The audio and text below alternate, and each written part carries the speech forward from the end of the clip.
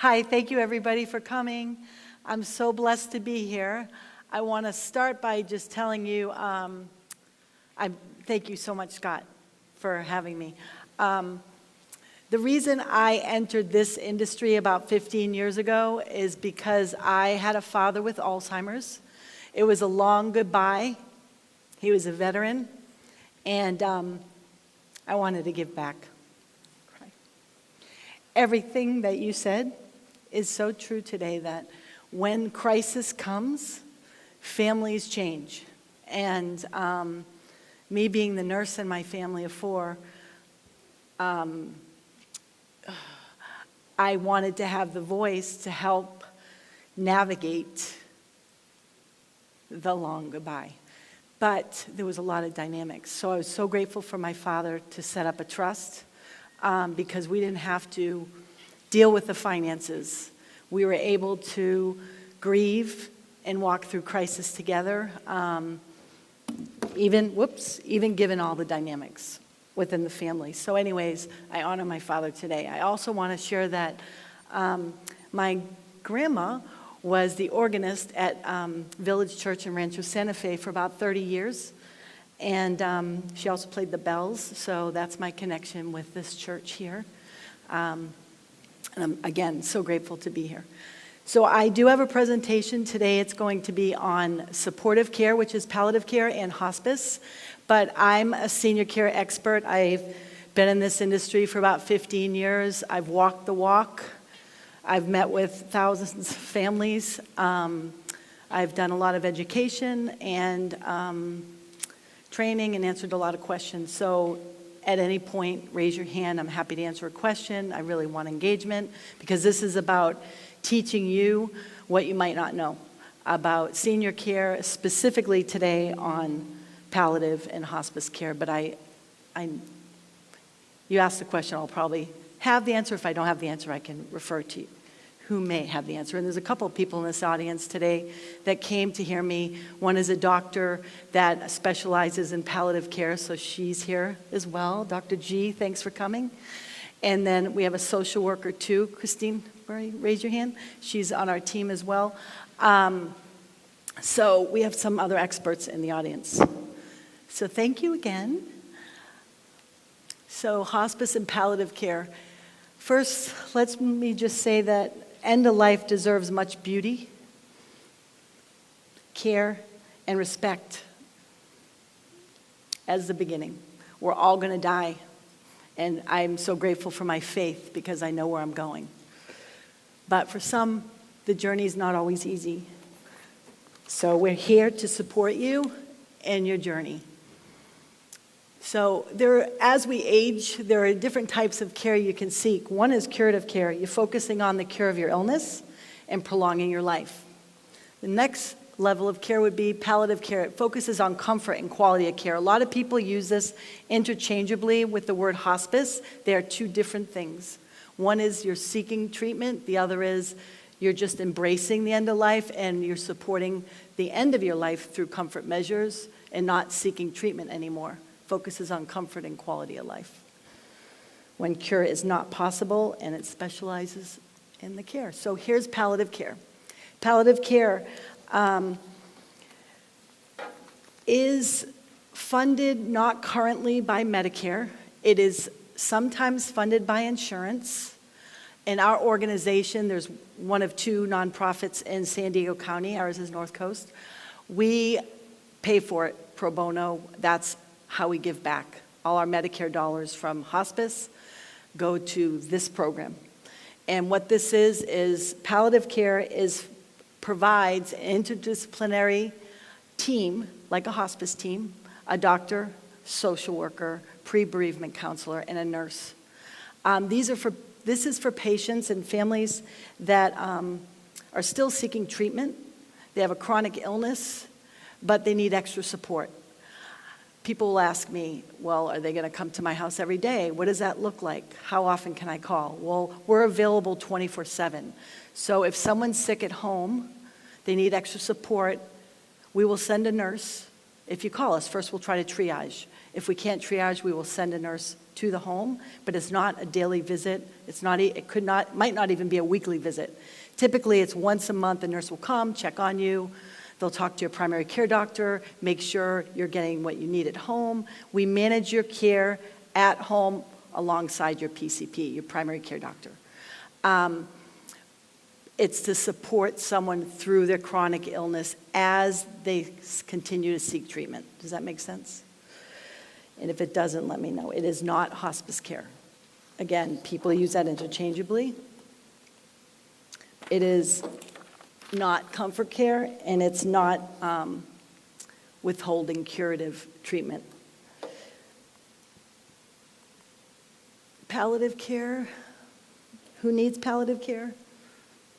Patients experiencing, like I said, chronic and progressive illness, such as chronic heart disease, pulmonary disease, renal, liver, neurological conditions like dementia or Alzheimer's.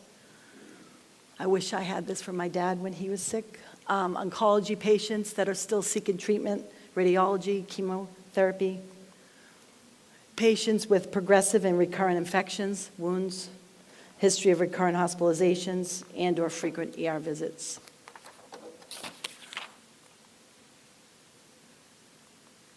Who needs palliative care?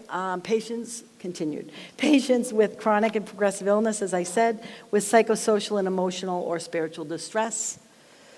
Patients with uncontrolled pain or other severe discomforts requiring symptom management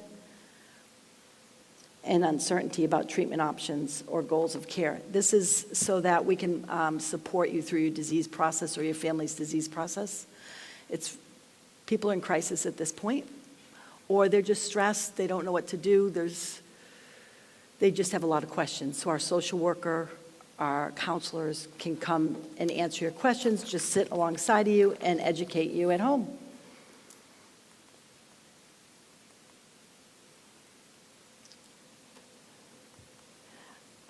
Our team, or a palliative team, should include, there are many programs out there, I just want you to know, they say that they have palliative care programs, but they really don't. When you ask about palliative care, please ask, what does your team look like?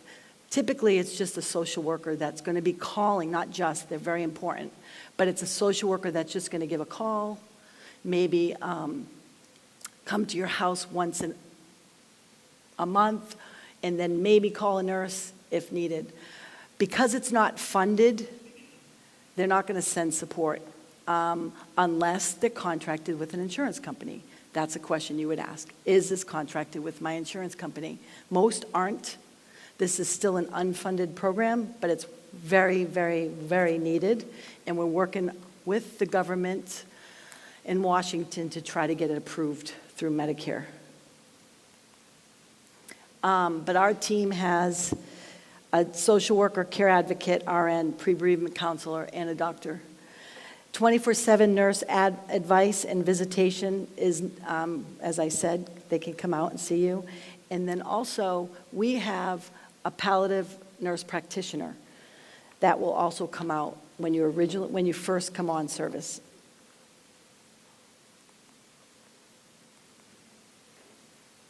Okay. Coordination with home health. Okay, this is important to know. When someone is chronically ill and they seek rehab, say they're at a skilled nursing facility, and then they go home and they need PT or a nurse coming to the house, if they have a chronic illness like COPD, CHF, renal failure, you can get this as an adjunct therapy. So that's home health, which would be a PT, OT, RN, which is a physical therapist, occupational therapist, nurse, social worker. In addition, you could have palliative care, and I would highly suggest it because this is for after hours. So home health's not coming after hours. Palliative care will, because the goal is to keep patients out of the hospital. A lot of patients just want to stay home, get treatment at home. They don't want to go in and out of the hospital. Palliative care, this is your 911. The nurse comes to make sure you're okay. Now, if you have to go to the hospital, she's going to say it's time. We got to call the ER. But if she can manage you with medication, she will come and manage you at home.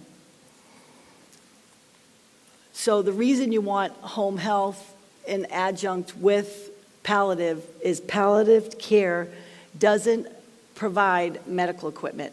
No wheelchair, no hospital bed, no walker, shower chairs. I'll get into this in a minute. DME, that's called DME, is covered by home health. If you have straight Medicare or with some insurances, you would have to ask your home health provider. But because palliative doesn't provide that, if you do them together, then you will get DME as well as that extra layer of support. Palliative care does not provide narcotic prescriptions. Typically, if someone has pain, we will work with your primary care doctor to make sure that that's prescribed. But we're not there for pain management. Well, we're there to comfort you and support you. But we want to make sure that you know that we're going to be working with your primary care doctor, because we don't want to overstep his treatment plan. We want to work with your treatment plan. Does that make sense? I hope so. It does not supply wound care or incontinence supplies. That is under home health or hospice care. So here's some myths, and the reason I'm bringing this up now is because we're going to enter into hospice. And the difference between hospice and palliative care is hospice is when treatment is no longer an option, okay? When you don't want to seek treatment anymore, but you have a terminal illness that if it continued on its normal course, prognosis is about 6 months. Now, I'll get into this in a minute because a lot of people are in hospice for many years, but hold on to that thought. Okay, so the myths of hospice. Hospice means giving up hope. It absolutely does not. It's living your life to the fullest. We have patients on hospice that go on vacation, but they have a terminal illness. We're there to support them, walk alongside them through the journey. We're all going to pass. So how do you want to do that? You want to live life till the end. So hospice is only for cancer patients? Absolutely not. It's for anyone with a terminal illness. Again, COPD, CHF, renal disease, neurological disease, ALS, cancer. Hospice is for people whose death is hours away. No. What I find is people are calling us at the very end when everyone's in crisis, and we can only support that family within the last couple days of life. And that's not what hospice is about. The reason we developed hospice back in the 40s, way back, is because we wanted to make sure that we were looking at the family as a whole, we're embracing them within the, walking alongside them, and making sure they have comfort, both psychosocially and physically. So we can't really wrap our arms around the family in the last, well, we can in the last 2 days, but it's just not the same. We want to be with you along the journey. It is 100% paid for, and I have another slide on this, by Medicare, just so you know. There's no cost to you. Hospice is for people whose death, I said that. It is the doctor's responsibility to bring up hospice. No, you can bring that up with your doctor. Once a choice is made for hospice care, there's no turning back. Please know, everyone who's on hospice is in control. The doctor's not, your family's not. Well, your family is if you're incompetent, but you have choice. You can come on and off hospice, okay? Other medical care is not available to hospice patients. No. If your diagnosis is Alzheimer's, you want to still seek, for your loved one, because the Alzheimer's patient wouldn't say this, but cardiac care, you could still see your cardiologist. If the terminal diagnosis is Alzheimer's, you could still see that doctor. You could still see your PCP. The thing is, you don't want to seek aggressive treatment to sustain life, but we could still seek treatment to allow for comfort measures. For example, someone has cardiac disease and they want to still treat their blood pressure because if they have high blood pressure, they get headaches. Well, yes, you could continue on your blood pressure medication while you're on hospice. Things like that, if your diagnosis is, say, renal disease. They just can't be the same diagnoses. You can't treat the diagnoses for which you're admitted to hospice for. Does that make sense? Yes? Okay. I hope I'm clear on that. And I can explain more at the end. Okay, hospice care, let's see, what is it? Support care for those in the last phases of life, recognizes dying as part of the normal process, affirms, it's not going on.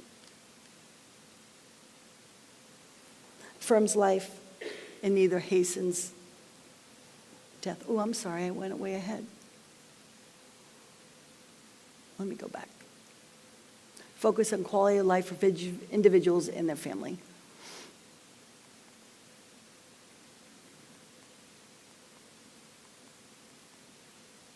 Okay.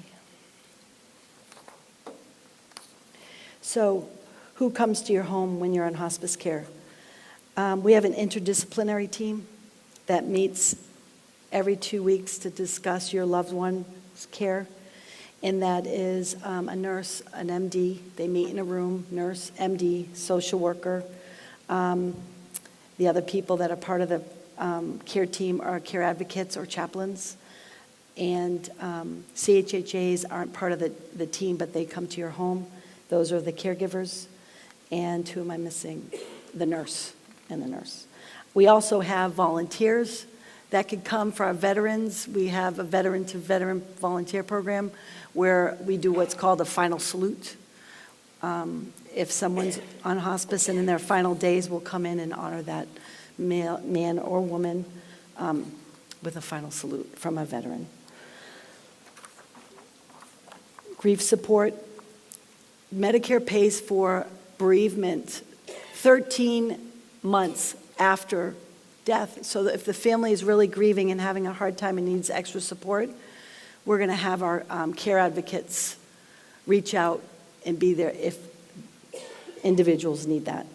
Know that our organization, because we're a nonprofit, we also do pre-counseling, pre-bereavement to help people along the journey before someone passes.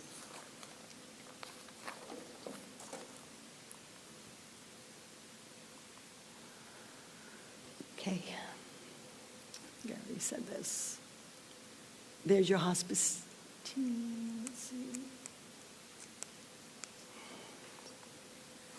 Sorry, I missed the slides. Here's your team again. That's the physician, hospice physician, and also our physician will work with your primary care doctor as well. If you want to keep your primary care doctor as your physician during hospice care, you can, but that physician has to be available 24/7, and most physicians do not. So that's why most people elect to have a hospice physician cover your care, because if we need help in the middle of the night, we need to call a doctor, and it's usually our doctor. Sorry. This is what we do. We develop the plan of care, we manage pain and symptoms, deal with the psychosocial issues, teaches the family how to provide care. Yeah, so I want to talk about this, managing expectations with hospice. A lot of people think hospice, that we're going to come out every day. Absolutely not. Medicare pays for about 1 or 2 visits a week or as needed. So if someone's having extra symptoms, they're having pain, they're getting agitated, the family's finding that the patient's having respiratory distress, we will go out. We'll go out every day if we need to, but typically it's once or twice a week the nurse will go out. Caregiver will go out once or twice a week, and that's what Medicare pays for. There's different levels of care, which I'll go over in a minute, but I want you to know that it's not an everyday thing, and you don't go to a place for hospice care, we come to you. Could be a hotel, could be your house, could be assisted living, could be skilled nursing, could be the hospital, and we have a hospice house in North County, so it could be there as well.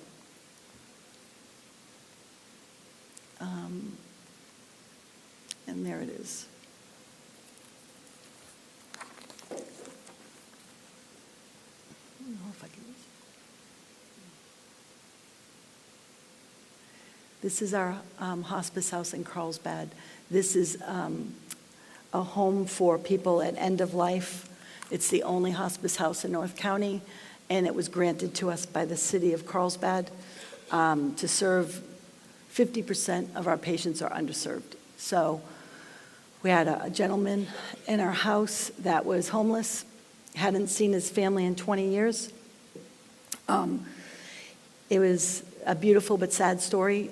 He had a terminal illness, obviously, liver cancer. He had about 3 days to live. He came into our hospice house, and he was not used to sleeping in a warm bed. He'd been on the streets for about 10 years. And our nurses would go into the room, and they'd see this gentleman on the floor, and they thought, oh my gosh, is he falling on the floor every day? And we realized that's what he was used to, sleeping on the floor. So we set up his bed on the floor for him. First couple of days he wouldn't eat. We thought it was because of his illness, but it was because he didn't feel like he deserved warm food or any love or comfort. So our team wrapped our arms around him and supported him while he rebounded. He was with us for almost a week and a half. But in that week and a half, we were able to have our social worker team come in and reconcile him with his family who lived in Chicago on FaceTime. So it's a beautiful story of what can happen when you invite hospice in at the end of life and what happens at this home here.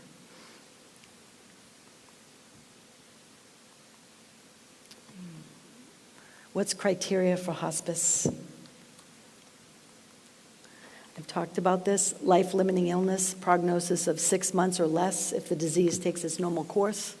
You have to live within a certain service area where the hospice is. Consents to accept services, forgo other medical treatments related to that terminal illness. If you're not capable, as Ken said, you need your durable power of attorney, your medical proxy, whatever you want to call that, health directive, to say who is going to sign those consents. We've seen it time and time again. Families don't have advance directives set up, and we're scrambling at end of life to help this family. So please, if you're going to do anything, make sure you have a health directive set up. And only one person, like Ken said. If there's more than one, it's very difficult for us to deal with 3 people having different ideas of what your wishes are, or they change their mind too, so make sure you write down what your wishes are. Have that pulsed. It's that pink form. It's your directive.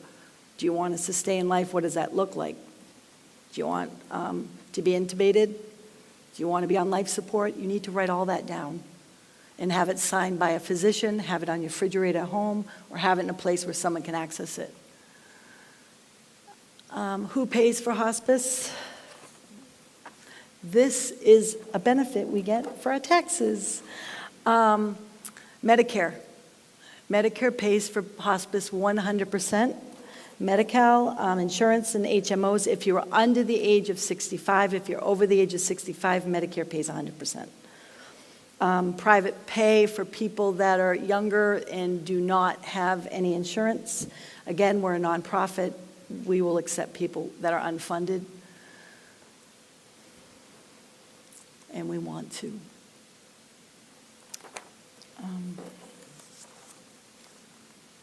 Oops. Yeah, you really want to be alert to when it's time to call hospice. You can look at that. Signs you're aging. Well, we're all aging, but treatment is no longer working, and they no longer desire aggressive intervention. Their symptoms are getting harder to manage. They're having a decline in their ability to perform daily tasks. They're unable to dress anymore, walk to the bathroom. They're visiting the hospital a lot, the doctors a lot. They're starting to decline. Their terminal illness is starting to take over. Body's starting to shut down, less communicative. Their appetite has changed, loss of weight. Sleep is a problem.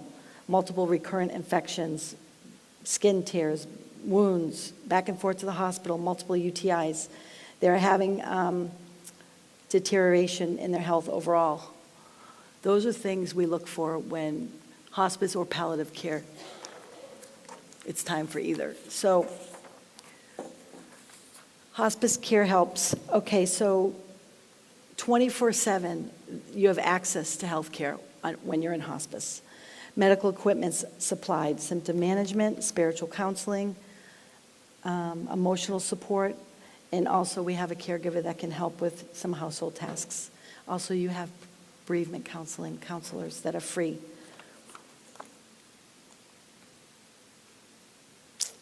Understanding the options. This is a really hard conversation because no one wants to give up. If I can leave here today with you having one thing in mind, know that we're not giving up when we choose hospice. We're bringing hope. Hope for, we're all people of faith here, right? We're going to be with our Lord. But also hope that team's going to come in, wrap their arms around you, support you, and you could, I was going to say this earlier, but I didn't. Sometimes we have people that come into hospice with terminal illness and they do get better and they come off. We call it graduating. So that can happen. I don't want people to lose hope when they bring in hospice because, again, you're in control. You can come off anytime. But just start the conversation when you think it's time because sooner is better than later and you can always come off.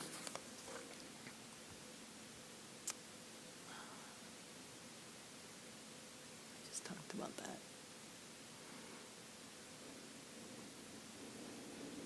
Okay. There are over 200 hospices in San Diego County to choose from. They're for-profit. 2 of them are not for-profit. Hospice is a very lucrative industry. Pays a lot to those companies. Know that most are owned by investment groups, REITs. It's a lucrative business. So when you're about to go on hospice or have a loved one that needs hospice, please ask the questions. Are you a for-profit? Are you a non-profit? How long have you been in business? Where do you serve? What's your team look like? How many people are going to be coming to my home? Sometimes there's a hospice agency that could be up in Riverside serving Chula Vista. How quickly are those nurses going to get to that family? Our company, and I'm not plugging my company because we don't serve La Jolla. We only serve 24 miles from our office, which is in Carlsbad. We hope to someday come into a little bit of La Jolla, but our philosophy is if we can't get to a home within 30 minutes, we're not doing our job. So we've been in business since 1980, so about 44 years, and we are all word of mouth. I'm out here, I'm in marketing, but I'm really an educator. I'm out here educating. I came today to educate you and answer any questions you might have and dispel any myths.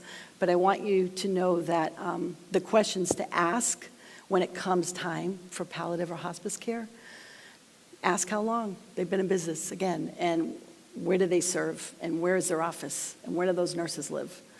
Because you want quick access to care. Who's their medical director? Very important question. Where do they work? How long have they been in the area?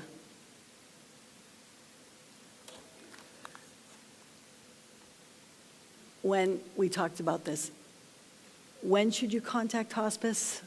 When you or your loved one is just failing and haven't had enough and just need extra support. They have a terminal illness, they're starting to decline, they're in and out of the hospital, or you're just tired and you need resources, just call us.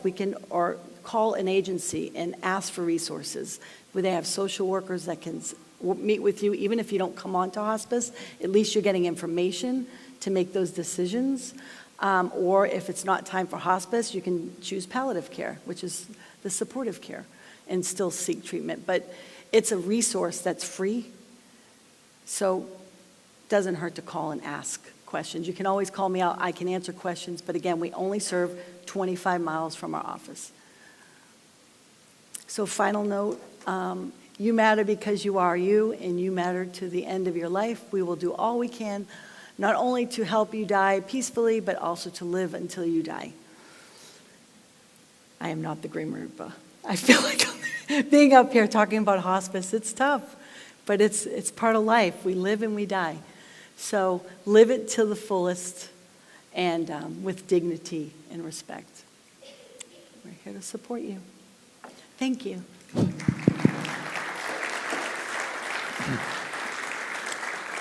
Thank you, Lori. We have actually a little more time for Q&A here. We're going to have lunch starting at 11:30, and that will go to 12:30. Before I forget, I know that I see that hand. This is being recorded. I'm not positive exactly when it will become on our website. Probably sometime this week, I'm guessing. If not, by tomorrow or whatever, but it will be online so you can refer back to it. So just note that. Okay, so we have some questions here. Questions? Oh, perfect. What nonprofit hospice serves La Jolla? Elizabeth Hospice is a nonprofit. There's other companies that say they're a nonprofit, but they just have a foundation. So they'll tell you they're a nonprofit, but do your research. Elizabeth does. We serve up till UTC, down to UTC, and that's kind of our cutoff. We feel like coming down here takes about 30 minutes, could be 40 minutes with traffic, and we just don't want someone waiting on us. So we're not there yet. If we hire nurses in this area, then we will, but today we do not. We don't plan on expanding beyond the 52 corridor ever. We have a census of about 200 patients just by word of mouth, and that's just in a 25-mile area. We're medium-sized hospice, and yeah, we have a very good reputation. If you mentioned it, I didn't hear. And would you make a comment about death doulas and if they're in this area? Yeah, there are death doulas. They're private pay. They are not part of the Medicare benefits, but you can, I can get you resources if you'd like. There are several. And do you know some too? Yeah. There are death doulas. So they basically, hospice, so you know this, when someone is transitioning out of life to heaven, hospice doesn't sit there throughout the transition. Our role is to educate and make sure people are comfortable at home. We don't stay bedside until someone passes because they could be transitioning for over a day. We can't, we don't do that. So a doula would be a great person to hire to sit bedside. Am I right, Dr. G? Yeah. Okay. Yes, I can hear you. I want to make a comment from personal experience that we found the death doula in New Mexico incredibly helpful. Yeah, they are. They're trained in death and dying. Ken? You mentioned the fact that you can be beyond 6 months. I've had clients who've been in hospice for a year and a half. Oh, yeah. That's important to know that it can be extended. Yes. And another benefit of hospice, which is an unintended benefit, is because they do send doctors out regularly to check on the patients. When there is a death, there's no need for an autopsy. Oh, thank you for that. I want to. That can be traumatic. He's right. I didn't mention that. Subcultures, they don't believe in hospice at all. They say, we can handle our family. We're going to wrap our arms around them, and when they pass, we'll be with them. We don't need you.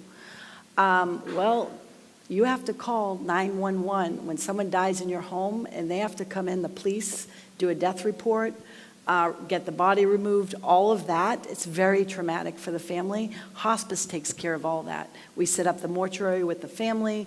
We make sure that when someone passes, that we come to the home and we allow you to grieve, and we take care of all the paperwork. So people don't think about that. When someone passes, how are you going to handle, that part of it? Stacy. Thank you, Ken. Should a question that someone asked be how many patients? You said you have a 200 patient maximum. Is that a question you should ask? Is how many patients per nurses or something like that? Yeah, so we don't have a 200 maximum. That's our census, meaning right now we're serving about 200 patients on hospice, and just in North County, mostly along the coast. We're Scripps preferred provider, so Scripps uses us. That's the majority of our referrals are from Scripps, actually La Jolla, Green, and Scripps Outpatient Palliative Treatment Center uses us. When they can't have when the patient can't come to the palliative clinic, we go to the house for Scripps.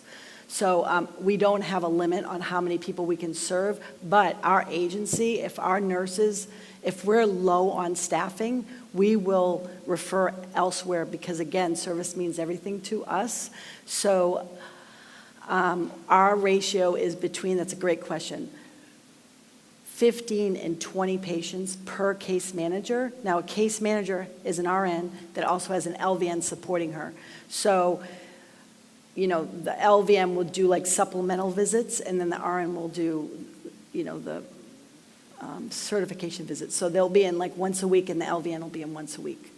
So how that many- is a good question. How many patients does each case manager or nursing team manage? So the numbers should be around no more than 20. Okay, no more than 20. Yep. But Thank right you. now, we're in a nursing shortage. So you're going to probably find a lot of hospice agencies, the nurses are up over 25. We're a nonprofit. We're not in it for the money. Our board are all volunteers. We had the mayor of, I think it was the mayor of Carlsbad, fire chief. Our hospice was started by a church in Encinitas, which is no longer in existence, but it was a community-based hospice that just grew through word of mouth. But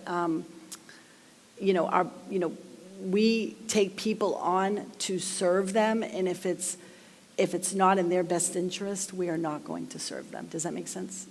We're servants first. Mm-hmm. So we'll. Thank you. Quick question. You might have already addressed it, and I apologize if it's a repeat. Do you go into nursing homes or old communities? Oh, I want to talk about Yeah. that. So our CFEs, which are resident care facilities for the elderly, that's assisted livings, boarding cares, what am I missing? That's it. Boarding cares, assisted livings. Oh, yeah, memory care, which is part of the assisted living, memory care, whatever, umbrella. That's your home, right? That's where people live. So we go wherever the person lives. We can even go to a park bench. If that homeless person has one park bench they live on or under a bridge and they're there and we can find them, we will go to them. We believe everyone should die with dignity. But that being said, here's something else. Here's a tip for you. Every community has their preferred provider, okay? So a boarding care, an assisted living, a memory care, they have who they like. And again, you have choice. They don't have choice. You rent space in that community. You choose your own care. Did you know that an assisted living is not a medical community? It's under social service department. It's a apartment space that you're renting and then you're adding care. It's all, you're outsourcing home health, you're outsourcing hospice. Within the building itself, you can pay for extra care within that building, but again, you're paying extra for that. It's not a medical facility. They don't even need an RN round the clock in those assisted livings. People think, I'm going to assisted living, I'm going to be taken care of. Most of the time, there's no nurse in that building at night. It's a medical tech that's in that building or a caregiver that's in that building. Now, that nurse has the phone, and she's supposed to go if something were to happen, but it's not a medical facility. Know that. And if you ever need assisted living, ask the questions. Who's the nurse? Meet that nurse. How long have they been there? We're seeing a lot of turnover right now within assisted livings. So you want to know longevity of the nurses. What's the team look like? When they recommend a hospice or a home health, do your own research, because they do have their preferred providers, and they might be great, but do your own research. You have choice. I had a question back here. So given the number of choices we have for hospice care, is there a Yelp, is there a Consumer Reports kind of study that helps us choose that provider? Yeah, so there's Medicare.gov that we all are certified providers. We are JACO, well, that's another question. Ask if they're JACO certified, because there's a lot of mom and pop hospices out there with only 40 patients they're serving, and they aren't JACO certified. So that means is really, they haven't met all the criteria. JACO So JACO, what's that? Joint Commission accredited.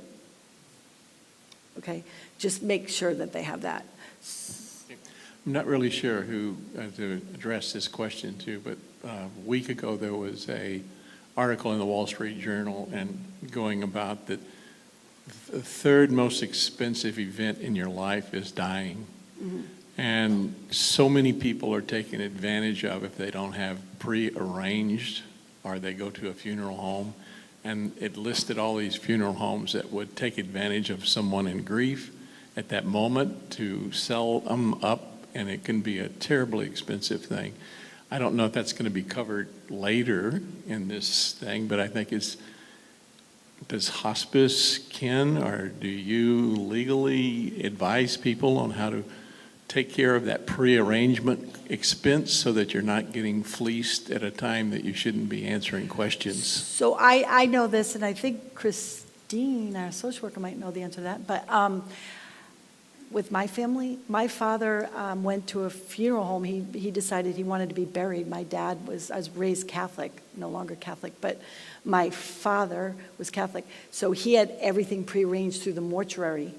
And it was such a blessing to us because everything was taken care of, even the party, because he believed in having a celebration of life, and the burial and the military salute. He had everything mapped out. So we were so grateful we could just go and enjoy. We did enjoy because we celebrated him, right? But we also grieved. That So is yes. a great gift. Is there anything else? To provide, yes, we do. That's And I know Brenda Lee said Okay. she might have a resource or touch on that a little bit in your talk, yes? Okay. I have a question.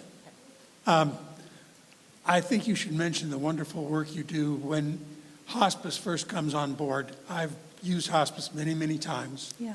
And within hours of the call, someone has showed up at the home. These are mostly people at home.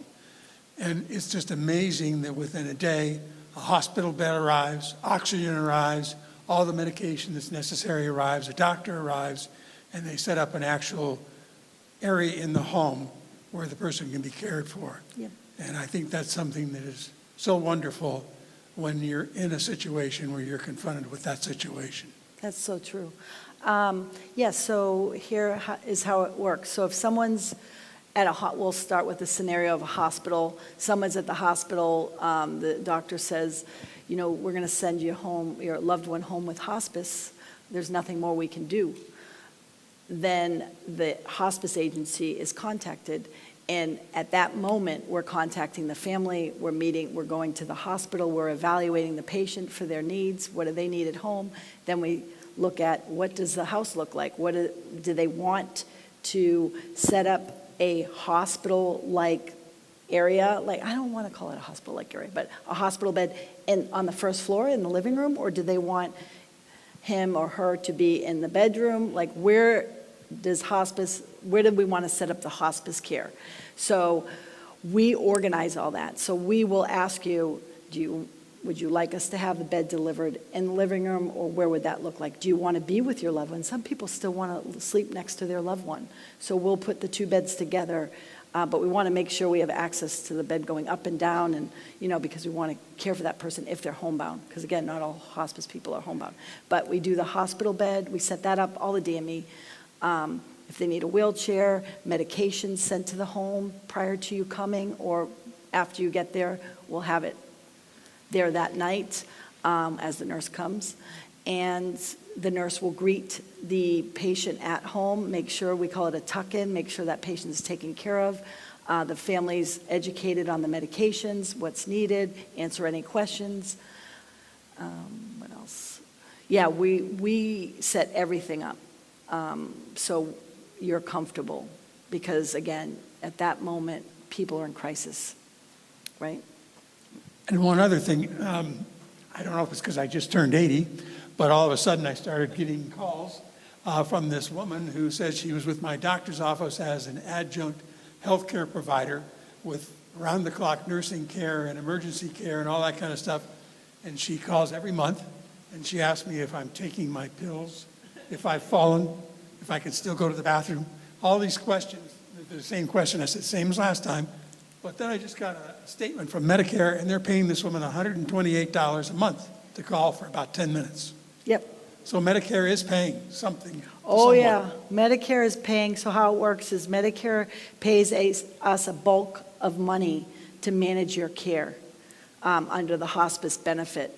And we aren't allowed to access that money unless we provide care. So every time a nurse goes out, we bill or we withdraw from that pool of money based on what your needs are. Does that make sense? So even though they give us, there's a large bank of money, we can't access that until we care for you. Now, say we get a patient on hospice and they die the next day. Do we get to take that money and use it? No. It goes into I'm just going to call it a little bank account. It's called a CAP. It's here, and then what will happen is the next patient will come in, and we can access that money again when that patient needs care. When we send a nurse out, a social worker out, we will continue to access this bank that keeps growing. Now, that bank can get depleted of Medicare dollars if we have a lot of patients on extended prognosis, like a long period of time. So what will happen is a hospice agency has to keep recertifying a patient. Are you still declining? Do you still need our services? And if they find that they aren't, they're going to discharge them off of service. You can come back on. But when you come back on, we don't get the same amount of money. Okay? So you better be a healthy hospice agency where you have a cap. You have a pool of money there to draw from, because now someone's on their second, third, fourth benefit period. They have to be able to fund, right, to pay for that. So as a nonprofit, doesn't mean we still want that cap, but it's it gets very confusing.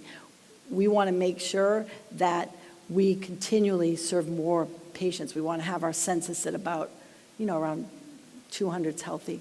But these smaller agencies, what will happen is they won't have a cap. They'll bring patients on, and then you want to do a third benefit period, and they have no money there, so they're going to say, oh, we can't take you. And you'll go to another agency. And those that have been around for 40, 50 years, we're fine. We've sustained all these years. We will take someone on their fifth, sixth, seventh benefit period. But it's a business. It's a business. You're right. And you got to ask those questions. Any other questions? Okay, come in.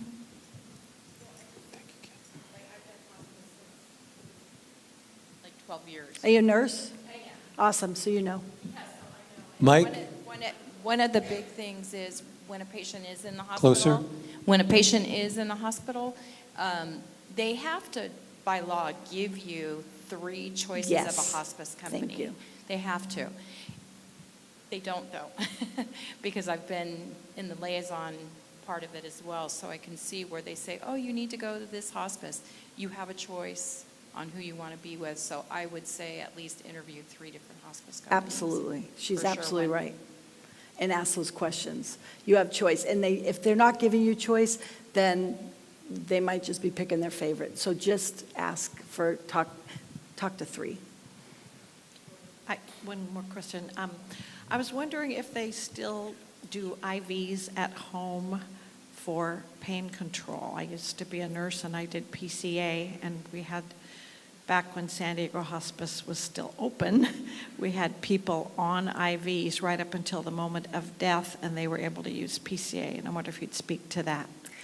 Yes, some companies do, some don't. It just depends if those nurses are trained. What we'll do is, because we have a hospice house, we'll bring the patient there to do the PCA pumps and things. Our agency will do it if we need to, but we will bring them to our house. And that's a great question to ask. Does your company do that? Or am I going to have to send my loved one back to the hospital Just to clarify, PCA stands for patient-controlled analgesia, and so the patient can push a button and deliver themselves a small amount of maybe morphine or another opioid Dilaudid or in their something. IV. Mhm. Yeah. And I didn't talk about the 4 levels of care. So Medicare pays for 4 levels of care. Can't believe I didn't have a slide on that. So the first one's routine level care. That's when the nurse comes once or twice a week with the caregiver once or twice a week. Social worker usually comes once a month. Everybody comes, like you said. The first week, the first couple days, you have the whole team coming in to set you up, make sure you have all your questions answered. And then they stagger their visits. But that's routine level care when someone's doing fine, they're comfortable. Next level of care is called crisis care or continuous care. That's when someone's symptoms are unmanageable or they need a little extra support, they're having breakthrough pain. That is, Medicare pays for 8 hours within a 24-hour period. So a nurse can be at your house for 8 hours, 1 hour, wait a few hours, come back for 2 hours, but it's 8 hours Medicare's paying for. Make sure you get that benefit within, again, a 24-hour period until the symptoms are stabilized. We tend to do that at our Pacifica House. The third level of care is general inpatient care. That is when a patient has so much pain, we're doing medications at home, family's overwhelmed, they're not getting comfortable. You go to a hospital to get stabilized. Some people pass, or they go back home once they're stabilized. That's called general inpatient level care. Again, we do that at our hospice house. Fourth level care is called respite care. That is when the caregivers are burnout. You have a loved one at home, you're exhausted. My mom went down to 96 pounds with my dad who had Alzheimer's. We said, enough, you're gonna die, we can't do this. Hospice pays for respite care, so my mom could have a 5-day break, although we moved my dad at that point, it was too much. But 5 days for that loved one to go to a skilled nursing facility, which is also called a rehab facility or a nursing home, so that person can have a break. We do our respite care at our Pacifica House, or you can do respite care. You're not supposed to, but they're doing it out there right now at an assisted living. You have to pay out of pocket for the room. It's usually around $200 a day. But they don't have round-the-clock nurses, and Medicare guidelines state there has to be a 24/7 nurse on property to do respite care. So it's typically at a skilled nursing or at a facility like our Pacifica House. Do any of the agencies in San Diego allow for radiation oncology for bone pain control? I'm right here. Oh, sorry. Can you repeat that? Do any of the agencies allow for radiation oncology for bone pain control? Do you know? If the diagnosis is bone cancer and if it's for palliative purposes, to control pain, like you said, and the diagnosis is cancer or it's metastasized to the bones. Some agencies will, some won't. It costs them a lot of money. So again, typically a nonprofit will do that. We will do that. But it just depends on the agency. And same with hydration. A lot of people want hydration at end of life. If it's going to sustain life, we're gonna have those conversations with the family. You know what I mean? Are you trying to sustain? Why are you giving them hydration? Or is it for comfort? Then we will talk about that. You said earlier if there's a terminal illness for this kind of thing, though, but they want treatment or pain management, say, for something else that's not the terminal thing, you can get the pain management or whatever for this other thing? If it's unrelated to the terminal diagnosis, yes, but your insurance will pay for that. Yep. Got it. We only pay for everything related to the terminal diagnosis, hospice, Medicare.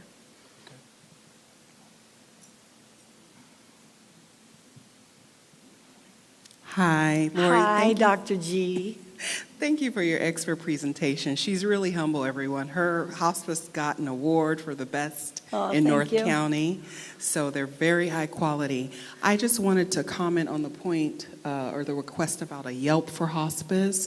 I created a demo video to help the community walk through the Hospice Care Compare website, and I can get it to Lori or something later, but that's where you can kind of nail down the things that she told you about what type of hospice it is, what type of locations they serve, and things of that nature. And like I just put the zip code into the website.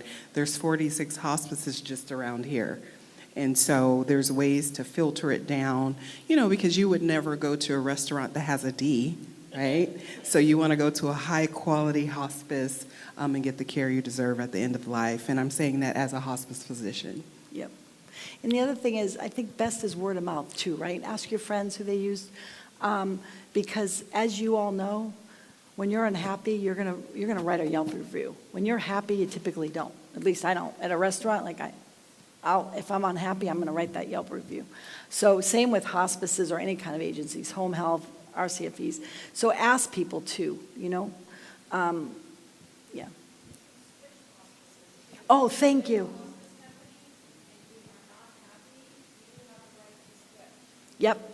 Thank you so much. What's your Just so name? everybody could Yeah. hear that, you have the right to switch hospices mid-care. Is that what I'm hearing correctly? It's Okay. called revoking. You revoke your right to that hospice. You want to choose another one, you can at any time. It can be done same day.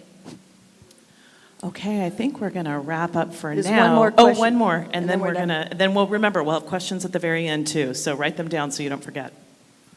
Okay, thanks for this opportunity to give the last question. What resources does a person need if they want to stay home and have hospice care? Do they have to have someone available to them outside of hospice in order to be with them 24/7? Great question. So if someone is not bedbound and they have cancer and they're still ambulatory, some people still work,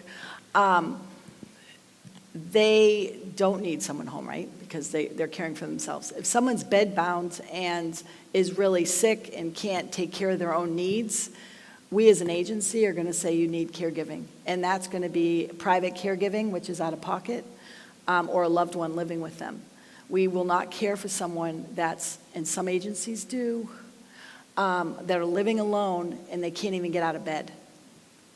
They're just taking the I'm sorry, but it breaks my heart to no end that people are allowing people to be in a home alone and they can't even go to the bathroom. And so, no, you need a good agency will come in, the social service team will come in and say, you know what, we need caregiving in here, or we need to move them to a boarding care. And she's going to talk about that, the different types of placement for hospice and just to live out the end of your life with a chronic illness. But yeah, there's other options. Sometimes caregiving is really expensive. I mean, not sometimes, it is. It can run like, I don't know, $500 a day, probably more now, for private caregiving through an agency that's licensed. And it's cheaper to end a life. And my dad, like I said, had Alzheimer's. He didn't know where he was. It broke my heart because I promised him, he would go anywhere but home, but he had frontal lobe dementia, which they become very aggressive. And he wasn't the guy he was. So we had to place him. And it's a really hard decision for a family. But you have to realize there's no guilt in that, because if you find a good place that will care well for your loved one,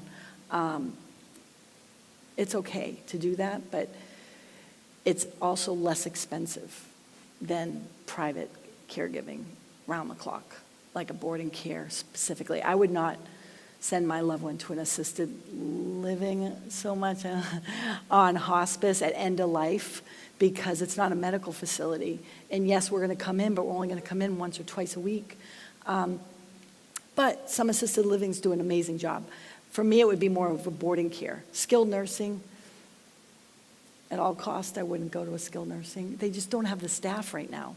But if there's no money there and they have Medi-Cal, again, no guilt, we got to do what we got to do.